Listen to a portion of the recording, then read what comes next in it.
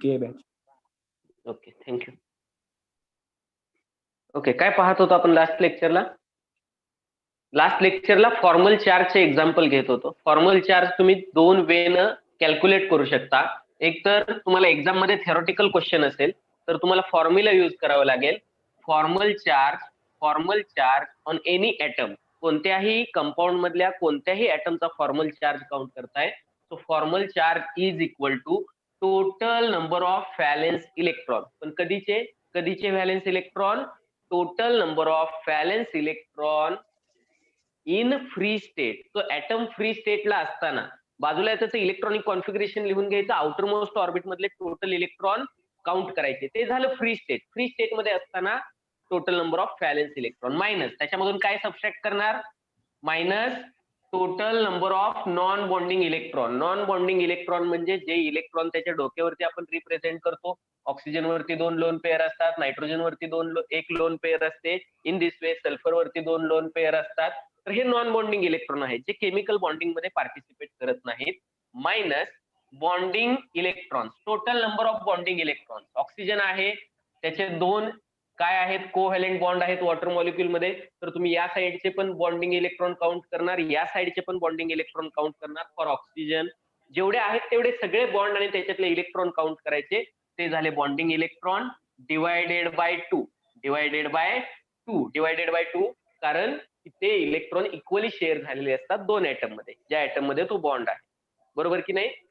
दुसरा एक वे असतो, जर तुम्हाला माहित आहे ऑक्सिजन लोन पेअर, बॉन्ड म्हणजेच लोन पेअर, हायड्रोजन आणि ह्या ऑक्सिजन वरती 2 लोन पेअर आहे.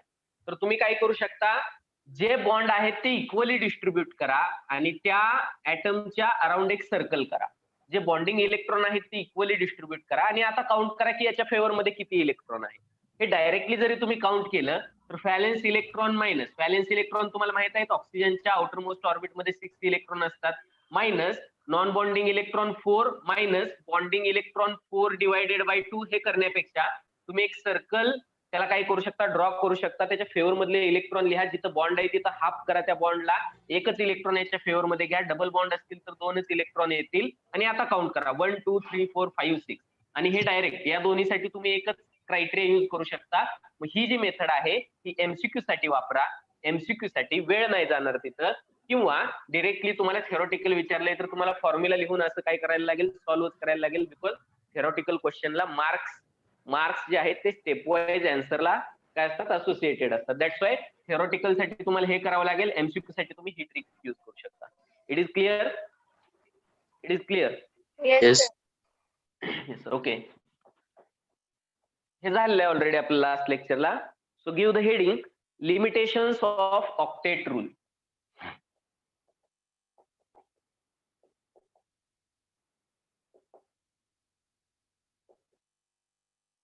जसं की आपण ऍटॉमिक स्ट्रक्चर मध्ये पाहिलं, फर्स्ट मॉडेल होतं आपलं जे थॉम्सन्स मॉडेल, की जे आउटडेटेड झालं. त्याच्यानंतर काय आलं? रुदरफोर्ड ऍटॉमिक मॉडेल आलं. जशी सायन्स मध्ये डेव्हलपमेंट झाली किंवा त्याच्या काही ड्रॉबॅक दिसू लागल्या किंवा काही गोष्टी काही सबस्टन्सच्या प्रॉपर्टीज त्या मॉडेलला एक्सप्लेन करता आल्या नाहीत, तेव्हा ते आउटडेटेड झाले. ओके, त्याच्यापेक्षा ऍडव्हान्स मॉडेलची गरज वाटू लागली. त्याच्यानंतर कोणतं मॉडेल आलं? फोर्स मॉडेल आलं. ओके, की ज्याच्यामध्ये ऑर्बिटमध्ये इलेक्ट्रॉन फिरत होते, वेगवेगळ्या एनर्जी लेवल सांगितल्या होत्या. कालांतराने तेही मॉडेल आउटडेटेड झालं आणि आपण जे यूज करतोय ते quantum mechanical model of atom आलं. सेम तसं आहे केमिकल बॉन्डिंग. हे झालं ऍटमच्या स्ट्रक्चर विषयी ज्या काही थेरीज आले किंवा जे काही मॉडेल्स आले ते. सेम तसं केमिकल बॉन्डिंग विषयी जे काही मॉडेल आले त्याच्यामधलं फर्स्ट जी काही थेरी होती ती लेविस आणि कोसेल थेरी होती, जी आता आपण पाहिली. किंवा लेविस ऑक्टेट रूल वरती मेजॉरिटीली बेस्ड होती ही थेरी. 2 सायंटिस्ट वर्क होतं, लेविस आणि कोसेल. यांचा जो अप्रोच होता केमिकल बॉन्डिंग कडे, त्या अप्रोचला पण काहीतरी लिमिटेशन्स आले आणि हे लिमिटेशन्स आल्यानंतर आणखी काहीशा नवीन थेरीशी तिथं काय झालेली आहे? नवीन थेरीची रिक्वायरमेंट तिथं झालेली आहे. का तर ही थेरी आउटडेटेड झाली. याचे काही ड्रॉबॅक्स होते, याचे काही लिमिटेशन्स होते. तेच लिमिटेशन्स आपण 1 बाय 1 काय करणार आहोत? पाहणार आहोत. याचे लिमिटेशन्स लक्षात आले की आपल्याला नेक्स्ट थेरीकडे जाता येईल. ओके, काय लिमिटेशन्स होते पहा. ऑक्टेट रूल वरती किंवा Lewis and Kossel approach to the chemical bonding, किंवा लेविस अँड कोसेल थेरी म्हणा, किंवा लेविस ऑक्टेट रूल म्हणा, किंवा ऑक्टेट रूल वरती मेजॉरिटी 90% याच्यावरती डिपेंड आहे ही theory. That's why we are written limitations of that octet rule. Octet rule चे काय limitations होते पहा. Octet rule does not explain stability of some molecule. Write down octet rule. Octet rule तीनच limitations पाहायचे आपल्याला. Octet rule does not explain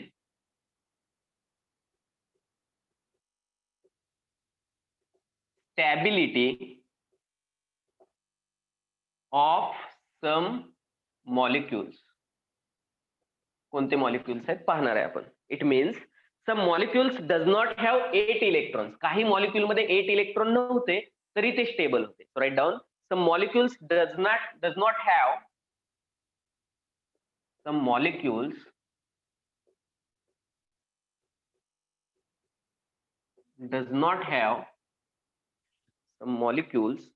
does not have 8 electrons in their valence shell. 8 electrons in their PHEIR in their valence shell, and they are stable.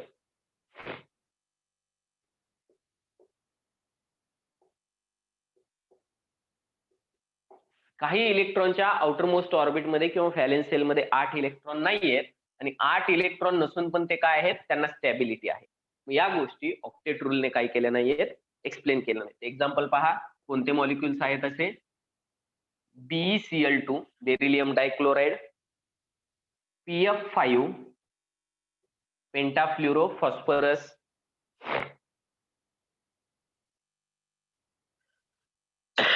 आणि असे बरेचसे example देता येतील, पाहूयात आपण. झालं का हे? This is done. 1 minute sir. Okay, एकदम. निशांत नवीन जॉईन केलंस का रे? रिप्लाय करा निशांत. हो सर. ओके, कंटिन्यू करा. व्हॉट्सअप वरती मला मेसेज करा, मी चॅनलच्या लिंक देईल तुम्हाला. युट्यूबचे 2-3 चॅनल वरती आपले लेक्चर्स असतात, तर ते लिंक शेअर केल्या का जुने लेक्चर पहा. काही डाऊट्स असतील तर विचारा. Okay sir. Without hesitating. आणि लक्षात ठेवा, कोणताही प्रॉब्लेम आला, काही अडचण आली, कधीही कॉल करायला किंवा व्हॉट्सअप करायला जराही हेजिटेट करायचं नाही, जराही लाजायचं नाही. का तर आपल्याकडे 2 वर्ष आहेत. चुका करण्यासाठी आपल्याकडे 2 वर्ष आहेत. त्याच्यानंतर ज्यावेळी आपण फायनल एक्झाम फेस करतो, तिथपर्यंत आपल्याला प्रॅक्टिस झाली पाहिजे. तिथपर्यंत आपल्या ज्या ज्या चुका आहेत किंवा ज्या काही अडचणी आहेत त्या सगळ्या सॉल्व्ह झाल्या पाहिजेत. हे घेऊन तिथं जायचं नाही एक्झाम मध्ये. तिथपर्यंत टाइम आहे आपल्याला. कितीही वेळा चुका होऊ द्यात, कितीही कमी मार्क्स मिळू द्यात. चांगली गोष्ट आहे, तुम्ही सेन्सिटिव्ह आहात मार्क्स विषयी. तुम्ही सेन्सिटिव्ह आहात. मार्क्स किती मिळालेत, काय मिळालेत, का कमी मिळाले, क्वेश्चन टॅकल करायला का अडचण आली, ह्या गोष्टी तुम्ही सिरियसली घेताय. पण एक गोष्ट मी त्याच्या पाठीमागे हे सांगतोय की तुम्ही एखाद्या वेळी जर कमी मार्क मिळाले एखाद्या टेस्टला, तर नर्वस नका होऊ, प्रॅक्टिस करा. फक्त करत राहायचं प्रॅक्टिस, मार्क्स आपोआप वाढत जातात. एखाद्या वेळी का तर प्रॅक्टिस नाही आपली, ऑलरेडी पहिलीच टेस्ट आहे आपली. अशा खूप सारे टेस्ट होणार आहेत आपल्या, प्रत्येक वीकली टेस्ट होणार आहेत. जशी जशी एक्झाम जवळ येईल, टेस्टची जी काही आपली फ्रिक्वेन्सी आहे ती फ्रिक्वेन्सी वाढत जाते. खूप सारे टेस्ट होतात, त्यामुळे प्रॅक्टिस होऊन जाते. त्यामुळे लगेच एखाद्या टेस्टला कमी मार्क्स मिळाले, फार काही नर्वस व्हायचं नाही. आपण कुठं कमी पडलो पाहायचं, आपली कोणती प्रॅक्टिस झाली नव्हती, कोणते क्वेश्चन आपल्यासाठी अननोन होते, त्याची प्रॅक्टिस आपण केली नाही, परत त्याची प्रॅक्टिस करायची. ओके, आपण घेऊयात उद्या एक लेक्चर. लास्ट जे काही 20 MCQ होते टेस्टचे, तर ते सॉल्व्ह करून घेऊयात किंवा त्याच्या ट्रिक्स सांगूयात आपण तुम्हाला एका लेक्चरमध्ये. कोणता टाइम सुटेबल आहे उद्या तुम्हाला संडेला? टेस्ट सेट करून देईन मी 3 ते 8. हे आपलं रेग्युलर टायमिंग असेल, 3 PM to 8 PM. हे टेस्टचं रेग्युलर टायमिंग आपण उद्यासाठी करतोय. सेम 2 चॅप्टर वरती टेस्ट आहे, पहिला चॅप्टर आणि दुसरा chapter. Some basic concept of chemistry आणि limitations, introduction to the analytical chemistry. या 2 चॅप्टर वरती टेस्ट आहे. 30 MCQ ची टेस्ट असेल, 1 hour टायमिंग असेल तुम्हाला. पुरेसा आहे ना? 30 Yes, MCQ साठी 1 तास पुरेसा आहे. त्यातर 50 साठी आपण 1.5 तास देतो, 30 साठी इट्स ओके. उद्या 10 ते 11 किंवा 11 ते 12 कोणता स्लॉट रिकामा आहे? बायोलॉजीचा आहे का लेक्चर त्याच्यामध्ये काही? सागर No, सर. कधी असतं? संडेला MCQ डिस्कशन घेतात ना सर? नाहीये या. नाहीये का या संडेला? ठीक आहे, मग No. आपल्याला एक सुटेबल टाइम सांगा, 10 to 11 किंवा 11 to 12. त्याच्यामध्ये आपण 1 तास MCQ डिस्कशन घेऊयात. 10 to 11. 10 to 11. बाकीच्यांना काही प्रॉब्लेम? रिप्लाय मी. No, sir. No. ठीक आहे, 10 to 11 घेऊयात. तुम्हाला तशी लिंक प्रोव्हाइड केली जाईल आणि मेसेज येईल. बाय चान्स काही प्रॉब्लेम आले तर 11 to 12 होईल, अदरवाईज 10 to 11 होऊन जाईल आपलं ते MCQ डिस्कशन. आणि नंतर तुम्हाला टाइम भेटेल प्रॉब्लेमची प्रॅक्टिस करायला. Then you are going to face the test. आता पहा coming back to the syllabus. Octet rule काय होता? ऑक्टेट रूल काय सांगत होता? जेव्हा कधी एखादा ऍटम इतर काही ऍटम बरोबर कंबाईन होतो, एखादा मॉलिक्यूल बनवतो, तर तो मॉलिक्यूल या ओरिजिनल रिएक्टंट पेक्षा प्रोडक्ट हा स्टेबल होता, त्याची एनर्जी कमी होती. त्याला स्टॅबिलिटी का होती किंवा तो स्टेबल का होतो किंवा बॉन्डिंग कोणत्या वेनं करतो, तर त्याचं एक्सप्लेनेशन काय दिलं होतं की अशा पद्धतीने तो बॉन्डिंग करेल की त्याच्या आउटर ऑर्बिटमध्ये व्हॅलेन्स सेलमध्ये अराउंड दॅट कर्नेल, म्हणजे आउटर मोस्ट ऑर्बिट सोडून जो काही इनर ऍटम आहे त्याला कर्नेल म्हटलं. तर around the positive kernel of that atom की 8 इलेक्ट्रॉन तिथं काय होणार आहेत? 8 इलेक्ट्रॉन कंप्लीट होणार आहेत. त्याला म्हटलं आपण त्याचं ऑक्टेट कंप्लीट होतं. आणि ऑक्टेट कंप्लीट झाल्यामुळे त्याला येते स्टॅबिलिटी. की काय येते स्टॅबिलिटी? का तर ऑक्टेट कुणाचे कंप्लीट असतात? ऑक्टेट हे आले कुठून कन्सेप्ट? 8 इलेक्ट्रॉनमुळे स्टॅबिलिटी का आहे आपण सांगू शकत नाही, पण ऑक्टेट का कंप्लीट आहे? त्यावेळी ऑक्टेट का कंप्लीट आहे? का तर 8 इलेक्ट्रॉन हे कुणाच्या आउटर मोस्ट ऑर्बिटमध्ये असतात? नोबेल गॅसच्या, इनर्ट गॅसच्या. आणि similar configuration like noble gas होते, similar electronic configuration like noble gas होते आणि ते स्टेबल आहेत, ते रिॲक्ट करत नाहीत, ते इनर्ट आहेत, इझिली रिॲक्शन मध्ये भाग घेत नाहीत, म्हणजे त्यांना स्टॅबिलिटी आहे. मग कोणताही ऍटम बॉन्डिंग करून जर ते इनर्ट गॅस सारखं आउटरमोस्ट कॉन्फिगरेशन करत असेल तर त्याला तिथं आपण काय म्हटलं आहे की त्याचं ऑक्टेट कंप्लीट होतं. It acquires inert gas configuration और noble gas electronic configuration and becomes stable. हे ऑक्टेट रूलनं सांगितलं आहे. पण या रूलला काही काय होते पहा, सगळे काही मॉलिक्युल्स या रूलने एक्सप्लेन केले नाहीत. काही मॉलिक्यूल जे होते, काही एक्सेप्शन जे होते, BeCl2 असेल, PF5 असेल, आणखी काही मॉलिक्यूल पाहणार आहे आपण की याच्या आउटरमोस्ट सेंट्रल ऍटम जो आहे, इथं बेरिलियम आहे, इथं फॉस्फरस आहे, त्याच्या आउटरमोस्ट ऑर्बिटमध्ये 8 इलेक्ट्रॉन नाहीयेत. त्याच्या आउटरमोस्ट ऑर्बिटमध्ये 8 इलेक्ट्रॉन नाहीयेत आणि तरीही हे मॉलिक्यूल स्टेबल आहेत. इझिली स्टॅबिलिटी आहे यांना, इझिली नेचरमध्ये हे भेटतात आपल्याला. जर आपण यांना बनवून जर स्टोअर केलं तर हे इझिली स्टेबल आहेत, हे डिग्रेड होत नाहीयेत. याचं मिनिंग काय आहे?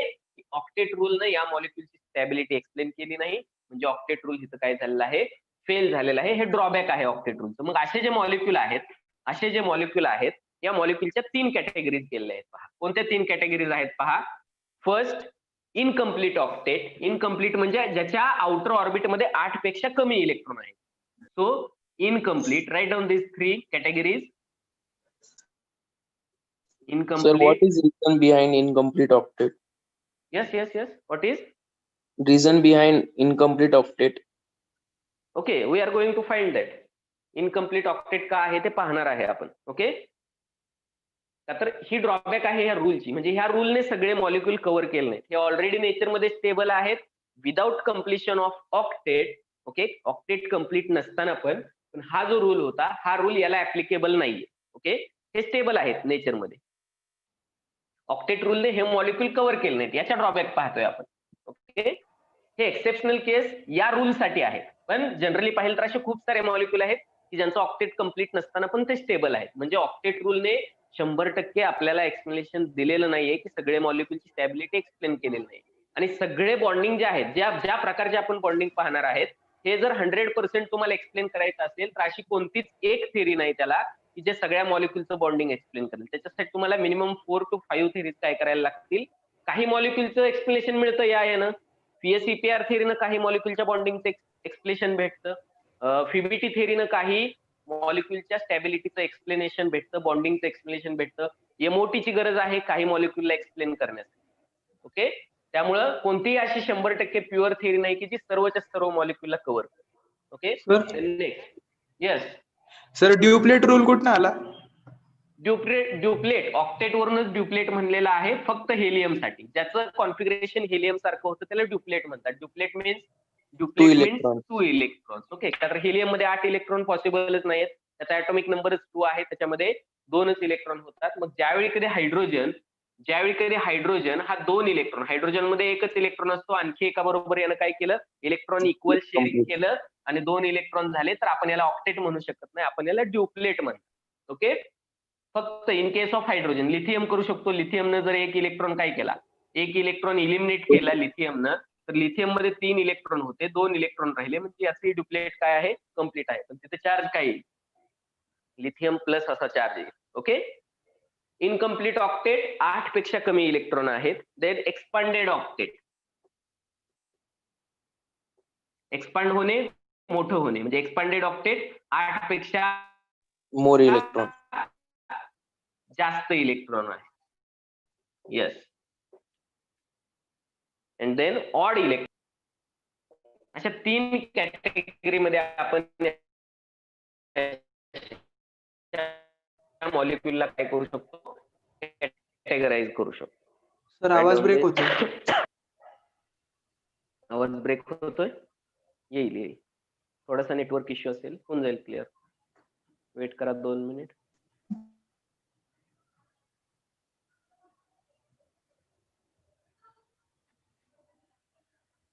स्क्रीन पण ब्लर होते का? हो सर. एक वेट करा, 1च मिनिट, होऊन जाईल क्लिअर. ठीक आहे क्लिअर? Yes sir. ओके, हेच 3 पाहणार आहोत आपण. हेच 3 डिटेल मध्ये पाहणार आहोत. So give the heading. First, molecules with incomplete octet. First, molecules with incomplete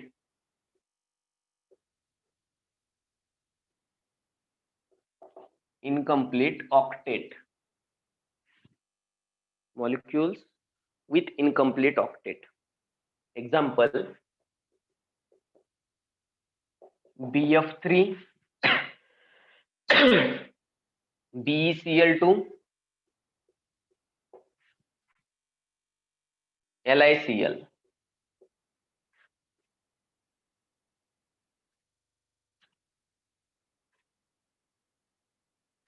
आता यांचे ऑक्टेट इनकम्प्लीट असताना पण हे का स्टेबल आहेत, हे आपल्याला नेक्स्ट थेरी मध्ये येते, तुम्हाला काय भेटतील, आन्सर्स भेटतील.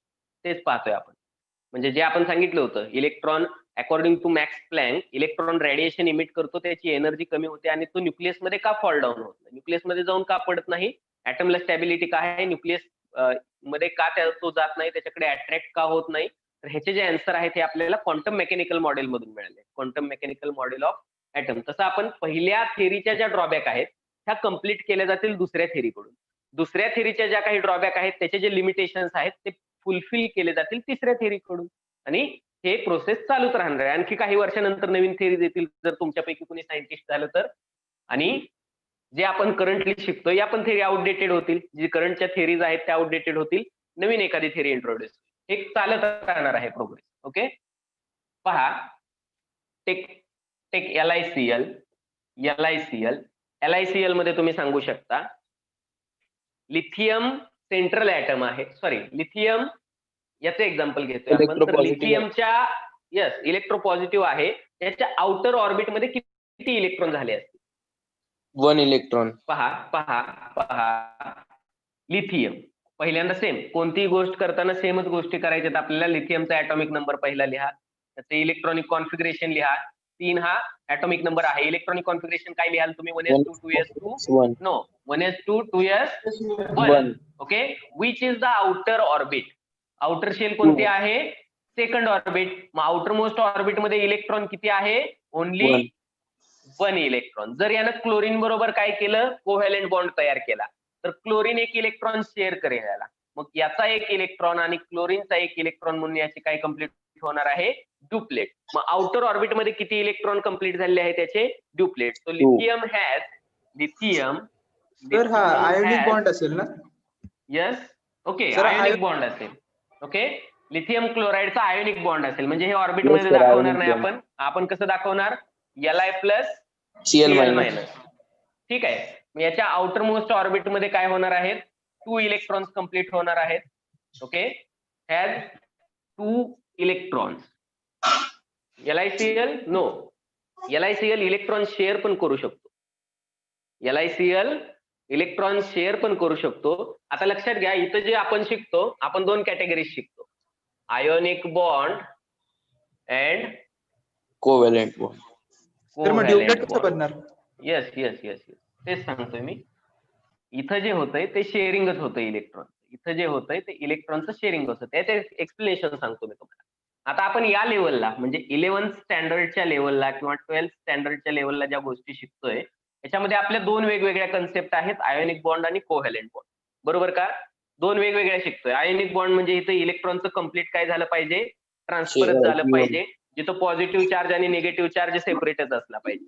कोव्हॅलेंट बॉन्ड मध्ये आपण काय शिकतोय, equal sharing Equal of sharing. Electron झालं पाहिजे आणि 2 इलेक्ट्रॉन दिलेच पाहिजेत त्याने आणि एक कोव्हॅलेंट बॉन्ड तयारच झाला पाहिजे. बरोबर की नाही? पण काही कंपाऊंड असे आहेत म्हणजे ह्या theories ionic bond, covalent bond ह्या थेरीज पण सगळ्या गोष्टी अकाउंट करत नाहीयेत.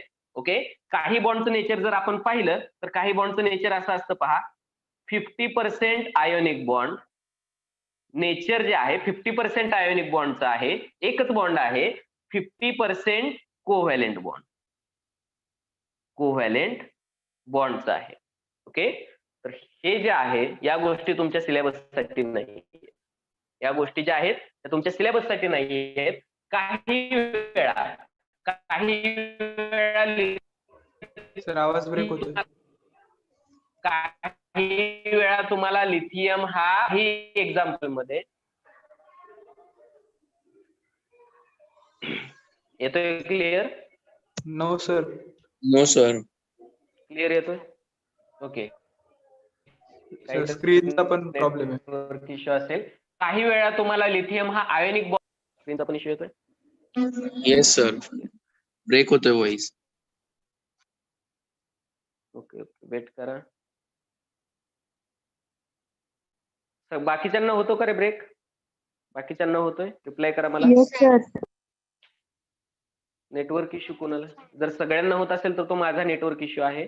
जर काही लोकांना होत असेल तर मग तो तुमचा नेटवर्कचा इश्यू आहे. पहा, काही Sir, वेळा लिथियम हा identify आयोनिक कसं बॉन्ड करायचं? बनवताना दिसेल तुम्हाला. काही एक्झाम्पल मध्ये येस, तुम्हाला आयडेंटिफाय करायचं नाहीये इथं, तुम्हाला आयडेंटिफाय करण्यासाठी क्वेश्चन नाहीये तिथं. जर 100% रियालिटी मध्ये काय, तुम्ही जी थिअरी शिकताय त्याच्यामध्ये तुम्ही ते एक्झाम्पल घेणार आहात. जी थिअरी तुमची शिकता सर व्हिडिओ पॉज झाला.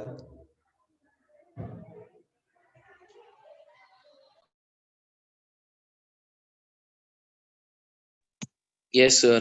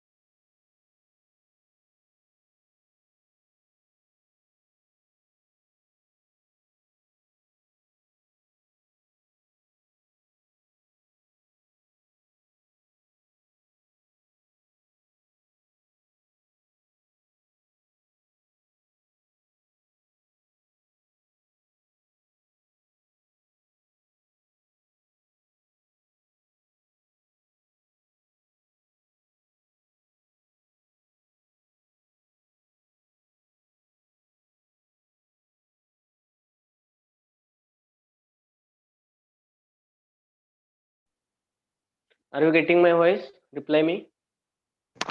Yes, sir. Yes, sir. Video Yes. Spotlight होत नाहीये. ओके, सर झाला व्हिडिओ. स्पॉटलाइट नाही होत आहे तो.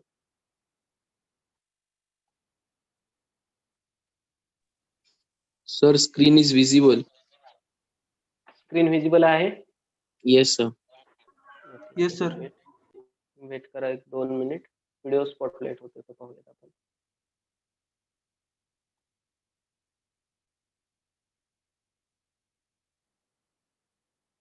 कौशल, Yes, sir.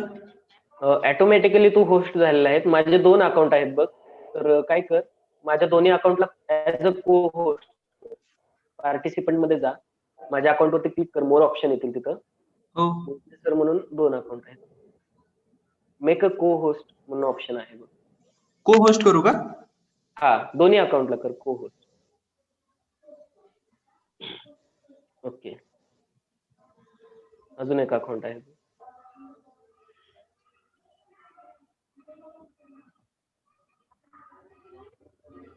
झालं सर.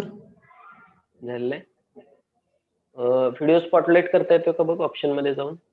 त्याचा व्हिडिओ ठीक आहे, मी करतो. ठीक आहे, आता मी होऊन जाईल. सर तुम्ही स्पॉटलाइटलाच आहे. ओके ओके ओके, ठीक आहे, नो प्रॉब्लेम नो प्रॉब्लेम. ठीक आहे, पहा, ठीक आहे, या गोष्टी जिथे येतील तिथे आपण सांगूयात. आयोनिक नेचर आहे असं कन्सिडर करा. आयोनिक नेचर आहे असं कन्सिडर करा. कोणतं एक्झाम्पल घेत होतो आपण? LiCl, lithium has 2 electrons around its nucleus or around its lithium atom. 2 electrons आहेत. Okay, around that atom. काय होईल जर आयोनिक बॉन्ड कन्सिडर केला? लिथियम 1 इलेक्ट्रॉन देणार आहे. मग हेच याचं काय होणार आहे? 1s म्हणजे पहिलं ऑर्बिट म्हणजेच व्हॅलेन्स शेल होणार आहे. आणि ही जर व्हॅलेन्स शेल असेल तर याच्यामध्ये आपल्याला 2च इलेक्ट्रॉन पाहायला भेटणार आहेत. ठीक आहे, या गोष्टी तुमच्या सिलेबस साठी नाहीत. पर्सेंटेज कॅरेक्टर काही ऍटम मध्ये जर समजा एखादा बॉन्ड आहे तर याचं नेचर असंही असू शकतं की 60% कोव्हॅलेंट नेचर आहे, तर उरलेलं 40% हा बॉन्ड काय करतो? आयोनिक नेचर दाखवेल. ठीक आहे, तर या गोष्टी आउट ऑफ द सिलेबस आहेत तुमच्यासाठी. पण लक्षात ठेवा की आपण जे बॉन्ड पाहतोय ते पण परफेक्ट 100% कोव्हॅलेंट बॉन्ड किंवा 100% कोणताही बॉन्ड आयोनिक बॉन्ड नसतो. काहीसं कॅरेक्टर त्याच्यामध्ये कोव्हॅलेंट बॉन्डचं असतं, काही कॅरेक्टर त्याच्यामध्ये आयोनिक बॉन्डचं असतं. पण ह्या गोष्टी सिलेबस साठी नाहीयेत. समजा याने जर 1 इलेक्ट्रॉन दिला, जे 2 इलेक्ट्रॉन 1s मध्ये राहतायत, हेच याचा आउटर शेल असेल. 2 इलेक्ट्रॉन राहतील अराउंड द लिथियम. 2 इलेक्ट्रॉन म्हणजे ड्युप्लेट कंप्लीट होते थोडक्यात त्याची. ओके, तरी तो मोस्ट स्टेबल आहे, इझिली स्टेबिलिटी आहे त्याला. BeCl2 हे जर एक्झाम्पल घेताय तुम्ही, अराउंड द बेरिलियम किती ऍटम्स असतील? Beryllium has, yes, beryllium has how many check करा 4 2 बेरिलियम. यस, 2 आहेत की 4 आहेत? Two outer. बेरिलियम, इथं आयोनिक बॉन्ड तयार होत नाही. 4 beryllium electronic configuration 1s2 2s2. Okay, 1s2 2s2. इथं जे आहे, इथं 2 क्लोरीन बरोबर 2 कोव्हॅलेंट बॉन्ड तयार होत आहेत. ओके, BCl या वेळेला आपण दाखवू शकतो. तर अराउंड द बेरिलियम हे 2 इलेक्ट्रॉन आहेत आणि 2 क्लोरीनने शेअर केलेले, 2 क्लोरीनने शेअर केलेले, इथं कोव्हॅलेंट बॉन्ड तयार होतो. So beryllium has 4 electron. आणि BF3 मध्ये किती इलेक्ट्रॉन असतील? BF3 मध्ये, यस सर 3. बोरॉनचा ॲटॉमिक नंबर पहा. बोरॉनचा ॲटॉमिक नंबर किती आहे? 5 म्हणजे 1s2 2s2 2s3. 1. 2s3 नाही होणार. एस ची कॅपॅसिटी 2च आहे. एस मध्ये एकच sir. ऑर्बिटल असतं, मॅक्झिमम कॅपॅसिटी 2 आहे. सो 2p1 p मध्ये जाईल पुढचा इलेक्ट्रॉन, नेक्स्ट इलेक्ट्रॉन 2p मध्ये जाईल. ठीक आहे, 3 इलेक्ट्रॉन ओरिजिनल होते. 3 फ्लोरीन बरोबर बॉन्डिंग केलं म्हणजे प्रत्येक फ्लोरीन 1 इलेक्ट्रॉन शेअर करतोय, म्हणजे प्लस 3 फ्लोरीनचे म्हणजे टोटल किती झाले? 6 इलेक्ट्रॉन झाले याच्या आउटर मोस्ट ऑर्बिट मध्ये. So in boron trifluoride, boron has 6 electrons in its last orbit और इन इट्स व्हॅलेन्स शेल. तरी पण हा कंपाऊंड स्टेबल आहे. म्हणजे काही असे कंपाऊंड आहेत की एक्झाम्पल देता येतील आपल्याला की ज्याच्या आउटर मोस्ट ऑर्बिट मध्ये 8 इलेक्ट्रॉन कंप्लीट झालेले नाहीयेत, पण ते स्टेबल आहेत. So we can say molecules with incomplete octet. यांचं ऑक्टेट काय आहे? इनकम्प्लीट आहे. नेक्स्ट पहा, जे एक्झाम्पल घेतले तुम्ही लिहून. एक्झाम्पल घेतलीत लिहून? Yes No, sir. sir. ऑक्टेटची घ्या पटकन एक्झाम्पल लिहून घ्या. सर SCN चं पण हे होतंय ना?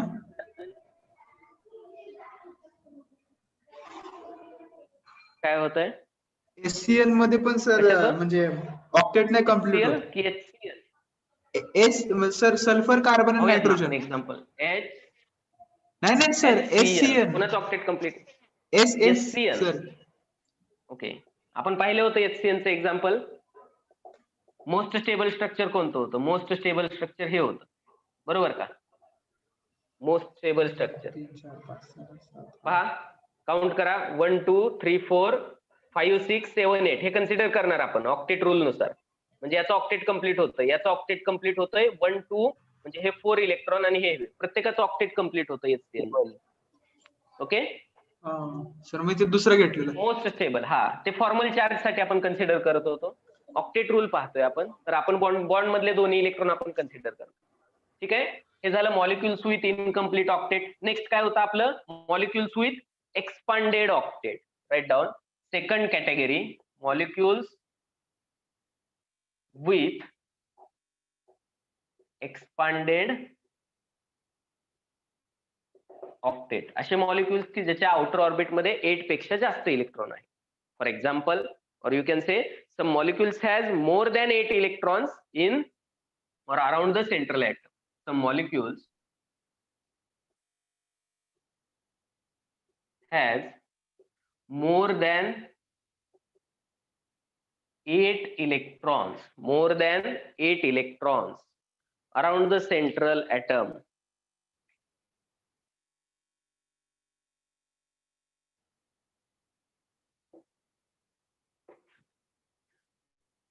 सेंट्रल ऍटमलाच का होतील? का तर सेंट्रल ऍटमला आजूबाजूच्या बऱ्याचशा ऍटम बरोबर बॉन्ड करायचा असतो, त्यामुळे त्याच्यामधल्या इलेक्ट्रॉनची संख्या काय होणार आहे? वाढणार आहे. Example right down. SF6 हेक्साफ्लोरोसल्फर और सल्फर हेक्साफ्लोराइड. याच्यामध्ये 12 इलेक्ट्रॉन्स असतात. 12 electrons around sulphur, because sulphur is the central atom. काय एक्झाम्पल असेल पहा? सल्फर, फ्लोरीन,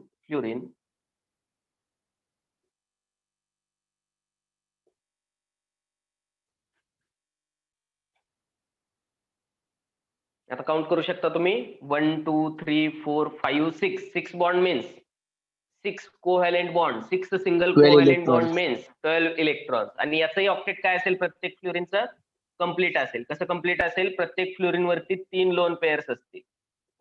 प्रत्येक फ्लोरीन वरती 3 लोन पेअर्स असतात.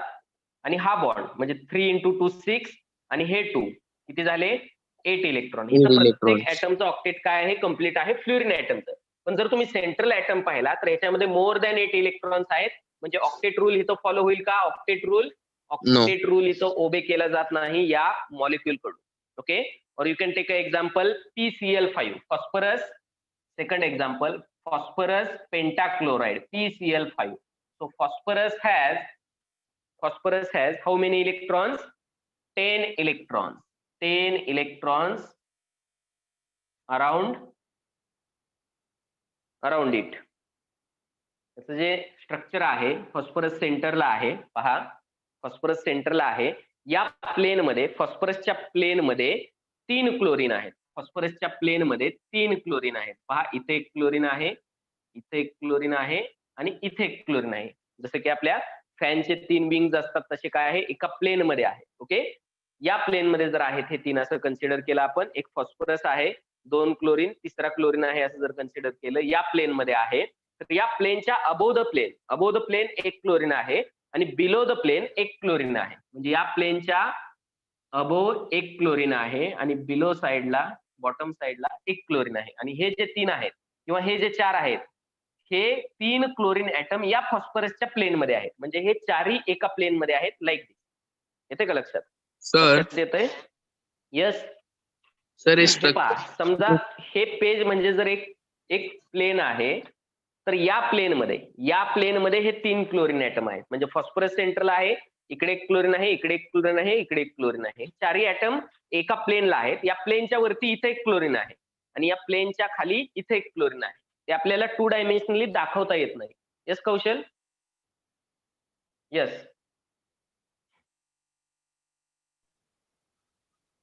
ठीक आहे. आपण इथं फक्त काय पाहतोय? इलेक्ट्रॉन काउंट करायचे आपल्याला. 1 2 3 4 5.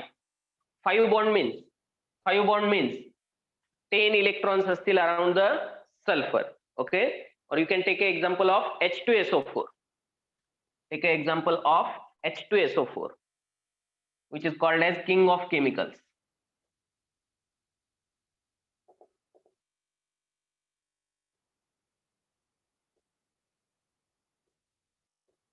This is the structure of H2SO4.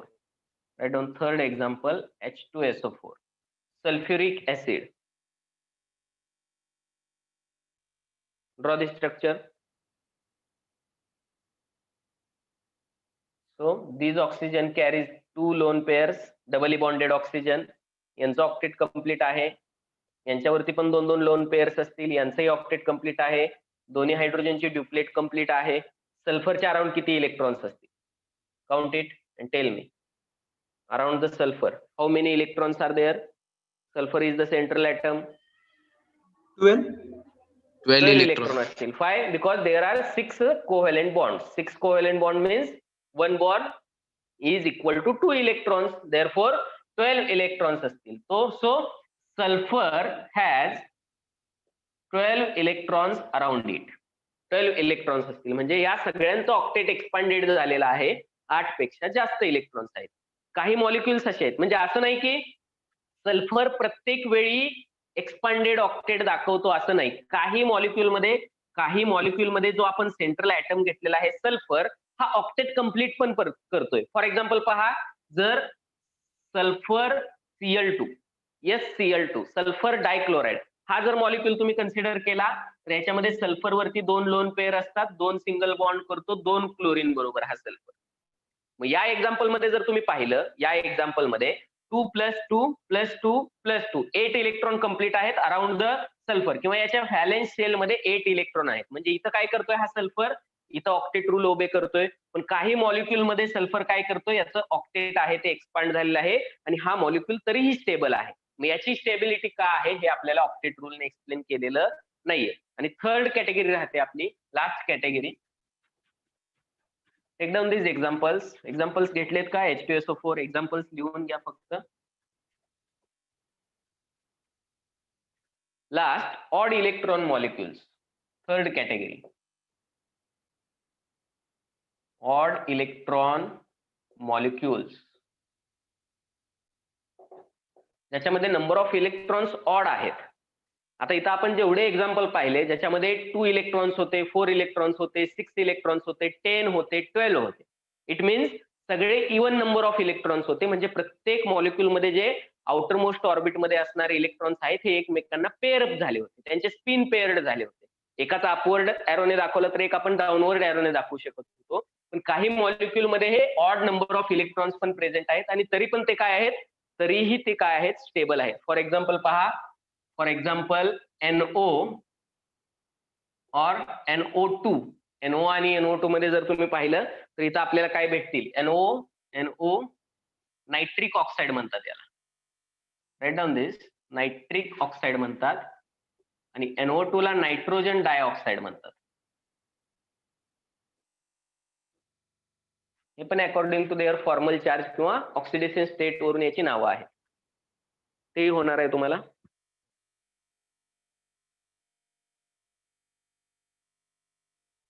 हे 2 molecule they does not obey octet rule.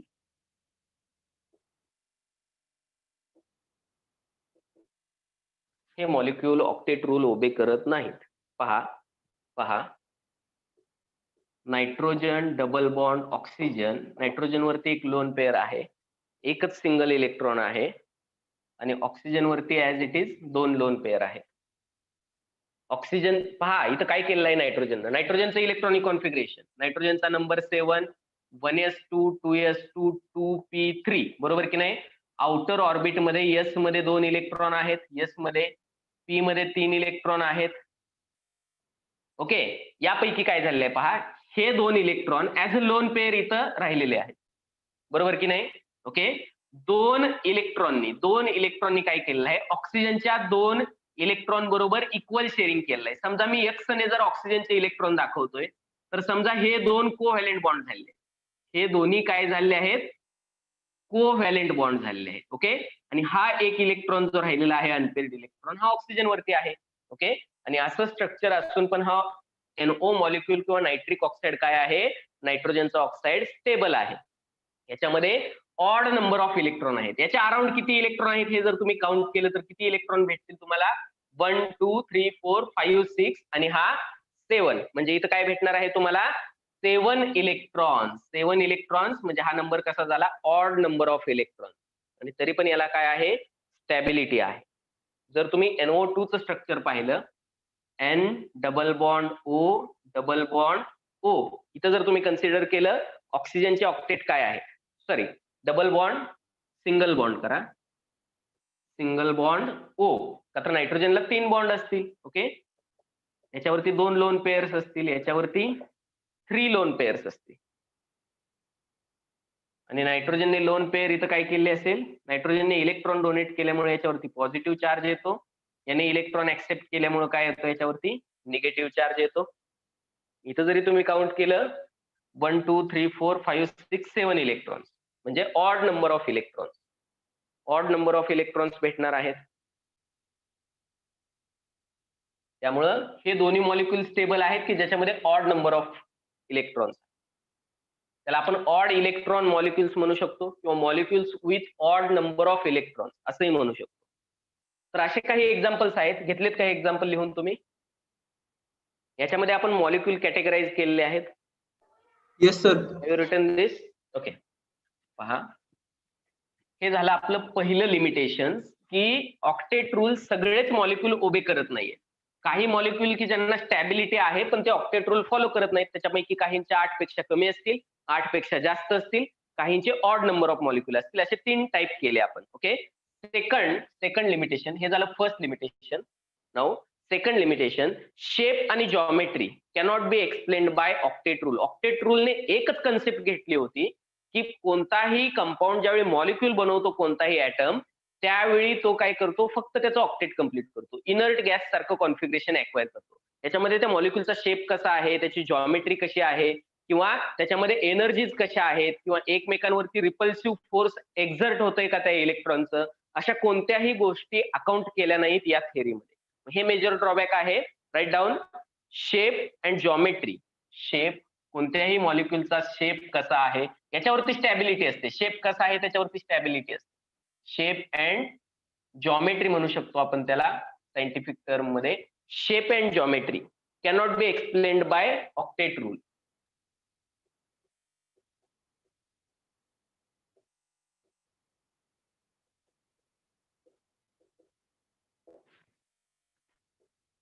आणखी काय सांगता येईल पहा. Third limitation, energy difference. वेगवेगळ्या मॉलिक्यूलच्या एनर्जी वेगवेगळ्या असतात आणि कोणत्याच मॉलिक्यूलची एनर्जी इथं काउंट केलेली नाही किंवा आपण सांगूही शकत नाही, प्रेडिक्ट ही करू शकत नाही according to octet rule. So octet rule fails to explain, octet rule fails to explain difference between or difference in energies of molecules.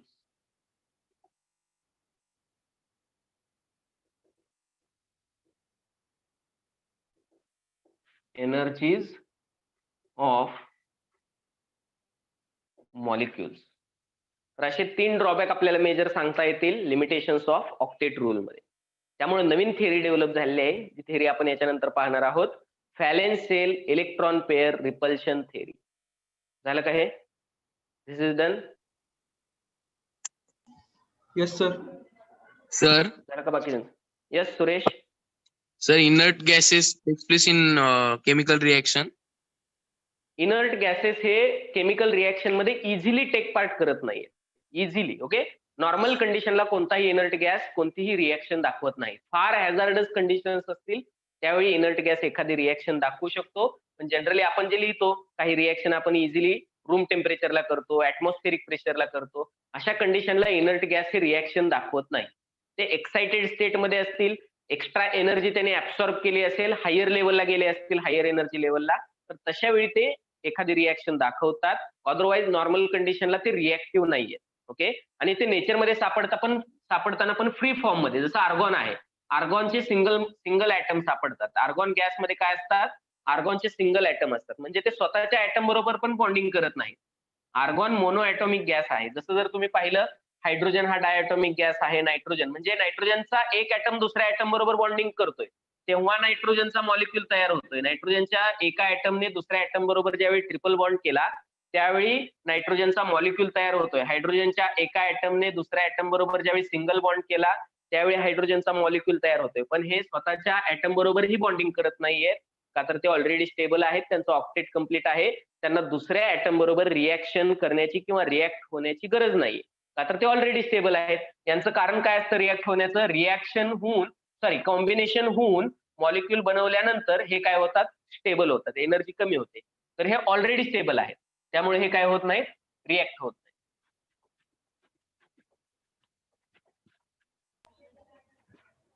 Sir elements man-made बनवता येतात का आर्टिफिशियली? येतात ना, आर्टिफिशियल बनवलेले एलिमेंट आहेत. पिरियोडिक टेबल मध्ये शेवटचे जे एलिमेंट आहेत हे मॅनमेड किंवा लॅबोरेटरी मेड एलिमेंट आहेत, पण त्यांची स्टॅबिलिटी कमी आहे, त्यांचा यूज तेवढा इझिली करू शकत नाही. जे नेचरमध्ये स्टेबल आहे ते एलिमेंट आपण वापरू शकतो. फॉर एक्झाम्पल पहा, आयर्न नेचरमध्ये स्टेबल आहे. आपण बेंच बनवण्यासाठी यूज करू शकतो, इन्फ्रास्ट्रक्चरसाठी यूज करतो, कित्येक गोष्टींसाठी आयर्न यूज करतो. पण जे लॅबोरेटरी मेड एलिमेंट आहेत त्यांचे यूज पण तसेच लॅबोरेटरी मेड कारणांसाठी केले जातात. त्यांची स्टॅबिलिटी कमी राहते. ते नेचरमध्ये जर स्टेबल असतील आणि मोठ्या प्रमाणावर बनवता आले तरच आपण त्याचा यूज करू शकतो. आहेत पिरियोडिक टेबलमध्ये मॅनमेड पिरियोडिक टेबलचं ऍप्लिकेशन भेटेल, प्ले स्टोअर वरती घ्या एखादं ऍप्लिकेशन, डिटेल्स पहा, त्याचे तुमच्या लक्षात येईल. ट्रान्सचे एलिमेंट्स आहेत, पिरियोडिक टेबल चॅप्टर शिकणार आहोत आपण. ट्रान्स युरॅनिक जे काही एलिमेंट आहेत म्हणजे युरेनियमच्या नंतरचे एलिमेंट, त्याच्यापैकी मॅक्सिमम एलिमेंट हे लॅबोरेटरी मेड आहेत. ओके, आणि बरेचसे एलिमेंट हे एका एलिमेंट पासून दुसऱ्या एलिमेंट कडे कन्व्हर्जन होतात. हायड्रोजन त्यांना सर आर्टिफिशियल बनवता येईल का? हायड्रोजन, हिलियम वगैरे बनवता येईल, पण त्याची स्टॅबिलिटी कमी असेल आणि त्याचे तेवढे इन बिटवीन रिएक्शन तेवढीच क्वांटिटी बनेल त्याची, तीही काही वेळासाठी असेल. ओके, असे आपण प्रोड्यूस नाही करू शकत. जसं इंडस्ट्रियल, लक्षात ठेवा, लॅबोरेटरी लेवल आणि इंडस्ट्रियल लेवल ह्या दोन वेगळ्या गोष्टी आहेत. लॅबोरेटरीमध्ये आपण काय करतो? टेस्ट ट्यूब मध्ये रिॲक्शन करतो. त्या लेवलला तुम्ही जर एखादी गोष्ट बनवत असाल तर ती गोष्ट युज नाही करू शकत आपण. एखादा सबस्टन्स तो युज नाही करू शकत आपण, त्याला इंडस्ट्रियल लेवलला तुम्हाला बनवायला लागेल. तेवढ्या मोठ्या ग्रोथ काही टन मध्ये ज्यावेळी त्याची अमाऊंट तुम्ही बनवू शकाल त्याच वेळी तुम्ही त्याचा युज करू शकता. त्याचमुळं सोपी गोष्ट आहे ना, सगळ्यात जास्त रिसर्च कशावरती चाललाय पहा. वॉटर आपल्याकडे भरपूर अवेलेबल आहे, बरोबर की नाही? वॉटरमध्ये दोन गोष्टी आहेत, एक हायड्रोजन आणि एक ऑक्सिजन. काय फरक आहे हो? हायड्रोजन एक्सप्लोजिव्ह फ्युएल आहे, बरोबर की नाही? हायड्रोजन एक्सप्लोजिव्ह फ्युएल आहे. ऑक्सिजन काय करतो? It helps for combustion. म्हणजे हा बर्न होण्यासाठी, फ्युएलला बर्न होण्यासाठी हा मदत करतो. दोन्ही गोष्टी इथंच आहेत, पण ज्यावेळी ह्या दोन गोष्टी कंबाईन होतील, त्यावेळी जे वॉटर तयार होतं हे काय करतं? फायर एक्सटिंग्विश करण्यासाठी काम करतं, आग विझवण्यासाठी काम करतं. म्हणजे एवढ्या दोन एक्सप्लोजिव्ह आणि एक ऑक्सिडंट आहे इथं किंवा ऑक्सिजन आहे, एक फ्युएल आहे, तरी पण याचं कॉम्बिनेशन काय करतं? म्हणजे मॅटर ज्यावेळी बदलतो, वॉटरला वॉटरच्याच प्रॉपर्टी राहणार, ज्यावेळी H2 प्युअर फॉर्म मध्ये आहे त्यावेळी त्याला H2च्याच प्रॉपर्टी राहणार, O2 ज्यावेळी प्युअर आहे त्यावेळी त्याला O2च्याच प्रॉपर्टी राहणार, ज्यावेळी कंबाईन होतो हा दुसऱ्या बरोबर त्यावेळी त्या मॉलिक्युलच्या वेगळ्या प्रॉपर्टी राहतात. सर मग कंबशन मध्ये सुद्धा कंबाईनच होतात ना? येस, कंबशन मध्ये ऑक्साईड बनतात त्याचे. कंबशन मध्ये जर कार्बन असेल तर कार्बन डायऑक्साईड बनवतो, हायड्रोजन असेल वॉटर मॉलिक्यूल बनवतो. म्हणजे कोणता इलिमेंट आहे तुमचा, फॉर एक्झाम्पल मी जर यम नावाचा कोणताही मेटल घेतला तर तो ऑक्सिजन बरोबर रिॲक्ट होऊन MO किंवा MO2 किंवा MO3 असे त्याचे ऑक्साईड बनवेल. ऑक्सिजन बरोबर कॉम्बिनेशन होतंय फक्त. कंबशन होतं म्हणजे ऑक्सिजन बरोबर रिॲक्शन होते, ऑक्सिजन बरोबर तो काय होतो? कोणताही कंपाऊंड कंबाईन होत. ओके, जर कार्बन असेल कार्बन डायऑक्साईड, हायड्रोजन असेल H2O, तसं सेम कोणताही मेटल ऑक्साईड, मेटल असेल, मेटलचा एलिमेंट, तर तो मेटल ऑक्साईड बनवेल, मेटलचा ऑक्साईड बनवेल. एम नावाचा कोणताही एलिमेंट आहे तर तो या फॉर्म मध्ये काहीतरी कंपाऊंड बनवेल, एमचा ऑक्साईड बनेल. ठीक आहे, Yes, sir. जर तुम्ही गोल्ड घेतलं, गोल्ड कशा कलरचं असतं? गोल्डचा जो काही रेट आहे किंवा गोल्डचं जे काही व्हॅल्युएशन आहे ते फक्त त्याच्या कलरमुळे आहे, त्याच्या अपीरियन्स मुळे आहे. गोल्डला सोनेरी कलर असतो, त्याला शायनिंग असते, मेटॅलिक कॅरेक्टर असतं त्याच्यामध्ये. पण हाच गोल्ड, प्युअर गोल्ड, की ज्याच्यामध्ये एकही ऍटम दुसऱ्या कोणत्याही इम्प्युरिटीचा नाहीये. हा गोल्ड जर तुम्ही नॅनो पार्टिकल बनवले, नॅनो माहित आहे, nano particle nanometre scale, 10 to the power minus 9. Nanometre स्केलला, यस, 10⁻⁻⁹ मीटर या स्केलला जर त्याचे पार्टिकल साईज बनवली, या स्केलला जर तुम्ही त्याच्या पार्टिकल्सची साईज बनवली, पावडर घेताय, पावडरला काहीतरी पार्टिकल साईज असते, त्याचे पार्टिकल किती मोठे आहेत, काही ऍटम एकत्र येऊन, millions of billions of atom एकत्र येऊन एक पार्टिकल बनतो छोटा. जरी पावडर असेल तरी त्याचा खूप छोटा पार्टिकल असतो. हे पार्टिकल आपल्याला इतके छोटे पाहिजेत की याचा स्केल जो आहे, याची रेंज जी आहे किंवा याच्या डायमेन्शन जे आहेत या स्केलला याव्यात, नॅनोमीटर स्केलला याव्यात. आणि जर तुम्ही गोल्डचा नॅनोमीटर स्केल पार्टिकल बनवला, ज्याला आपण नॅनो पार्टिकल म्हणतो, तर याचा कलर ब्लॅक होतो, गोल्डचा कलर ब्लॅक होतो. तो पण प्युअरच गोल्ड आहे, त्याच्यामध्ये एकही ऍटम इम्प्युरिटीचा नाहीये. मग हे कशावरती आहे? फिजिकल स्टेट वरती पण आहे. पार्टिकल साईज, सॉलिड स्टेट, आपलं जे गोल्ड आहे ते पण सॉलिड स्टेट आहे, हे पण सॉलिड स्टेट आहे. पण पार्टिकल साईज कमी झाली तर त्याचा अपीरियन्स चेंज होतो, प्रॉपर्टीज चेंज होतात. So Kossel and Lewis approach ही झाली फर्स्ट थेअरी आपल्या सिलेबस मधली. सेकंड थेअरी आहे valence shell electron pair repulsion theory. Give the heading, valence shell electron pair repulsion.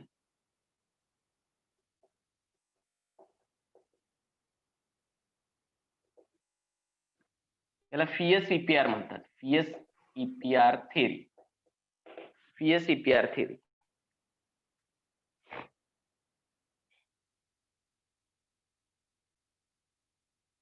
आताच सांगितलं मी तुम्हाला, properties of compound depends upon shape of the molecule. Properties of compound किंवा प्रॉपर्टीज ऑफ सबस्टन्स म्हणू शकता तुम्ही. Properties of substance depend upon shape. त्या मॉलिक्यूलचा शेप कसा आहे त्याच्यावरती त्याच्या प्रॉपर्टीज डिपेंड असतात. अँड लेविस कन्सेप्ट जी होती, ज्याला आपण ऑक्टेट रूल म्हणायचो, Lewis concept which is enable to explain shapes.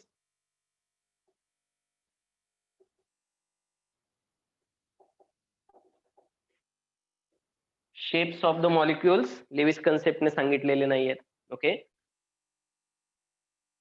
आणि एक महत्वाचं वाक्य लिहून घ्या, महत्वाचं सेंटेन्स आहे, शेप्स ऑफ ऑल मॉलिक्युल्स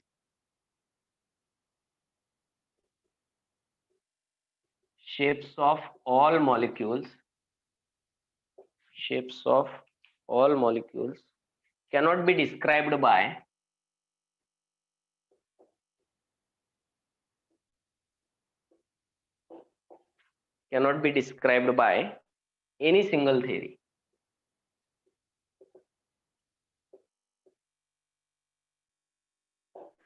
कोणतीही एक सिंगल अशी थिअरी नाहीये की ज्याने सगळ्या मॉलिक्युलची शेप काय होती एक्सप्लेन केले जाते, अशी कोणतीही थिअरी नाहीये. आपण वन बाय वन थिअरीज पाहत जाणार आहोत. फियस ईपीआर, लेविस कन्सेप्ट किंवा ऑक्टेट रूल नंतर आपण व्हीएस ईपीआर पाहतोय, त्याच्यानंतर व्हॅलेन्स बॉन्ड थिअरी पाहणार, त्याच्यानंतर मॉलिक्युलर ऑर्बिटल थिअरी पाहणार. Okay, have written this? Yes, reply me. Yes, sir. Yes sir. ठीक आहे, पहा फियस ईपीआर थिअरी. जसं ऑक्टेट रूल किंवा लेविस अँड कोसेल थिअरी ही लेविस आणि कोसेल या दोन सायंटिस्टने डेव्हलप केली होती, तशी फियस ईपीआर थिअरी डेव्हलप केली आहे सिडवेक आणि पॉवेल या दोन सायंटिस्टने. VS EPR, this theory is developed by Sidgwick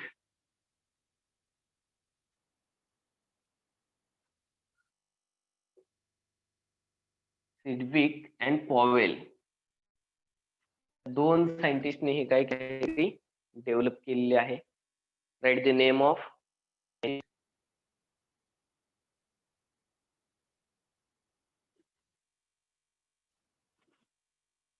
एकच बेसिक आयडिया आहे पहा ही थिअरी डेव्हलप करण्यासाठी. जसं ऑक्टेट रूल मध्ये एकच आयडिया होती की ऍटम हा ऑक्टेट कम्प्लीट करतो ऍज अ इनर्ट गॅस सारखे इलेक्ट्रॉनिक कॉन्फिगरेशन अक्वायर करतो आणि तो काय बनतो स्टेबल बनतो. का तर इनर्ट गॅस स्टेबल आहेत, त्यांच्यासारखे इलेक्ट्रॉनिक कॉन्फिगरेशन झालं म्हणजे पण स्टेबल झाला. एवढीच सिंपल कन्सेप्ट होती. तसं याच्या मागे एक बेसिक आयडिया आहे की जे काही व्हॅलेन्स शेल मधल्या इलेक्ट्रॉन पेअर आहेत, काही इलेक्ट्रॉन पेअर लोन पेअर होत्या की ज्या आपण डोक्यावरती लिहित होतो, ह्या लोन पेअर आहेत. काही पेअर ह्या बॉन्डिंग पेअर आहेत. कोव्हॅलेंट बॉन्ड म्हणजेच काय आहे? कोव्हॅलेंट बॉन्ड म्हणजे इलेक्ट्रॉनची पेअरच आहे ती पण, बरोबर की नाही? मग ह्या बॉन्ड पेअर आहेत, ह्या लोन पेअर आहेत. तर ह्या इलेक्ट्रॉनच्या पेअर आहेत, तर इलेक्ट्रॉन वरती असतो निगेटिव्ह चार्ज. ओके, याही इलेक्ट्रॉन वरती असेल निगेटिव्ह चार्ज, बरोबर की नाही? मग निगेटिव्ह मध्ये काय असेल? यस, रिपल्शन असेल, ऑब्विस आहे.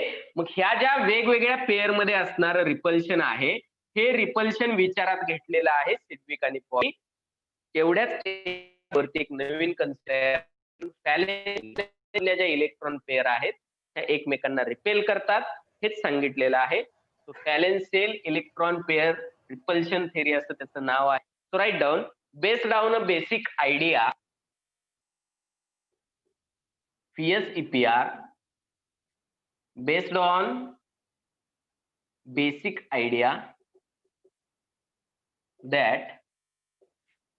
basic idea that electron pairs on the atoms, electron pairs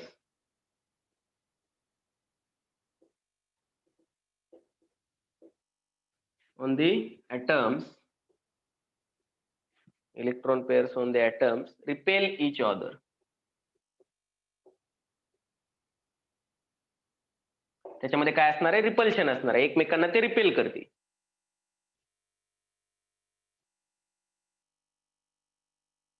म्हणून मॉलिक्यूल मध्ये जेव्हा कधी मॉलिक्यूल बनेल, फॉर एक्झाम्पल पहा, H2O बनला, ऑक्सिजन वरती 2 लोन पेअर आहेत. ऑक्सिजन वरती काय आहेत? 2 लोन पेअर आहेत. Okay, and this is the water molecule. Water मॉलिक्यूलचा हा शेप कसा झाला? तर हे एकमेकांना अशा पद्धतीने रिपेल करतील किंवा अशा पद्धतीने अरेंज करतील की याच्यामधलं रिपल्शन जे आहे ते मिनिमम व्हावं. पहा, जर ही एक इलेक्ट्रॉनची पेअर आहे, ही एक इलेक्ट्रॉनची पेअर आहे, पॉसिबल वे काय आहे? पहा, हे इलेक्ट्रॉनच्या पेअर अशा असतील तर जास्त रिपल्शन असेल, की अशा दूर गेल्यानंतर जास्त रिपल्शन. रिपल्शन कधी होईल? ज्यावेळी ह्या इलेक्ट्रॉनच्या पेअर काय असतील? एकमेकांपासून जवळ असतील. जर ते क्लोज टू इच अदर असतील, रिपल्शन जास्त असणार आहे. जर ह्याच इलेक्ट्रॉनच्या पेअर जर काय असतील एकमेकांपासून याच्यातलं अंतर वाढलं, या जर दूर गेल्या तर ह्याच्यातलं रिपल्शन कमी होणार आहे. मॉलिक्यूल किंवा इलेक्ट्रॉन पेअर काय करतात? स्वतःला अशा पद्धतीने अरेंज करतात की ज्याच्यामध्ये रिपल्शन हे मिनिमम होणार आहे. रिपल्शन मिनिमम होणार आहे म्हणजे त्याच्यातलं डिस्टन्स जे आहे हे मॅक्झिमम होणार आहे. मॅक्झिमम डिस्टन्सला ते काय करतील? अरेंज करतील. So in a molecule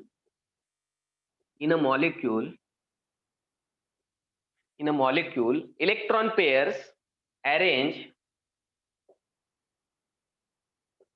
write down this, electron pairs arrange themselves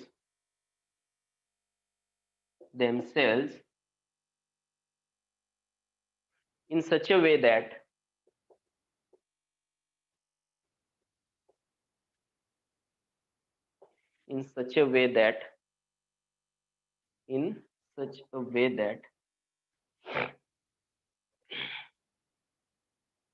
there is minimum repulsion between them. There is minimum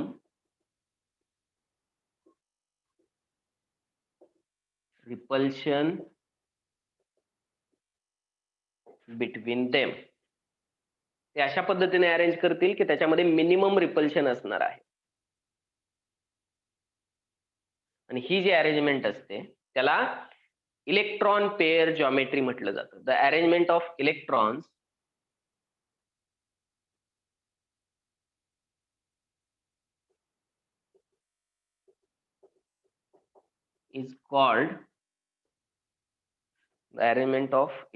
is called electron pair geometry.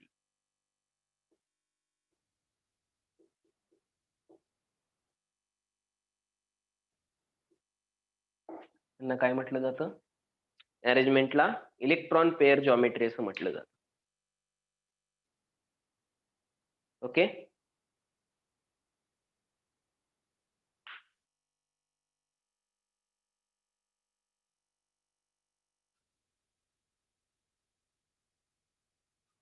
झालं का? It is done. Reply me. Yes sir. ठीक आहे, time संपलेला आहे आपला. आपण थांबूयात इथं. पीएसईपीआर थिअरीचं फक्त इंट्रोडक्शन घेतलंय की या इलेक्ट्रॉन पेअर मध्ये जे रिपल्शन होतं त्या रिपल्शनमुळे हे एकमेकांपासून दूर जातील आणि अशा पद्धतीने स्वतःला अरेंज करून घेतील की त्याच्यामधलं रिपल्शन जे आहे हे मिनिमम व्हावं. रिपल्शन मिनिमम व्हावं म्हणजे डिस्टन्स काय झालेलं असेल तिथं, डिस्टन्स मॅक्झिमम झालेलं असेल. आणि हे 2 डायमेन्शनल मध्ये नाही होत, हे 3 डायमेन्शन मध्ये होतंय. आणि 3 डायमेन्शन मध्ये जे होतं ते बोर्डवरती व्यवस्थित दाखवता येत नाही, त्याच्यासाठी काही इमेजेस शेअर करूयात आपण. आणि नेक्स्ट लेक्चरला पीएसईपीआर थिअरीचे रूल काय आहेत हे आणि कोणत्या पेअर मधलं अट्रॅक्शन रिपल्शन किती असतं, कुणाचं जास्त असतं कुणाचं कमी असतं. का तर इथं 2 टाईपचे पेअर आहेत, लोन पेअर आणि बॉन्ड पेअर. तर हे आपण काय करूयात नेक्स्ट लेक्चरला पाहूया. ओके. नेक्स्ट लेक्चरला उद्या 10 किंवा 11 ला मी मेसेज देतो तसा. तर आपण काय करूया